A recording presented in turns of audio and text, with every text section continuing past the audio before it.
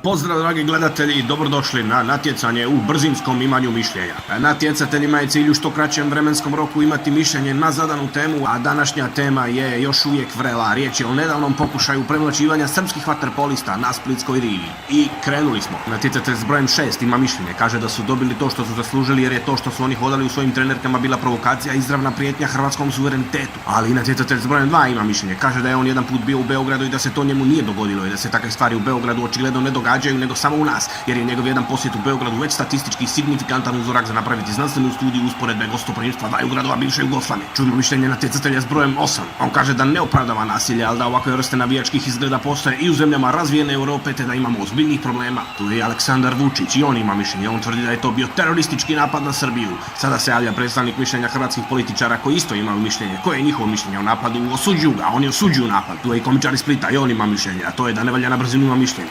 Natjecatelj s brojem 3 je malo duže kalio svoje mišljenje i on tvrdi da su se to u stvari Srbi obukli u hrvatske huligane i tuku srpske sportaše kako bi mi ispali loši. Vidi se da je dugo razmišljao. Jedan stanovnik zagrebačke metropole iznosi svoje cijenjene mišljenje, a to je da su Dalmatinci uvijek bili nekulturne seljačine. U samoj smo završnici, pada puno mišljenja. Sram je što se iz Splita kažu. S druge strane neko viče, bravo Splićani. Pa opet, to više nije Split, to su se sve s brda spustili ljudi nakon 90-ih. Pa onda bravo momci, tako treba ponos Hrvatske. I ko je pobjednik? Nema ga, nema pobjednika, svi smo gubitnici, nema pobjednika, mediji su pobjednici, jedini koji profitiraju na ovome su mediji, dame i gospodo.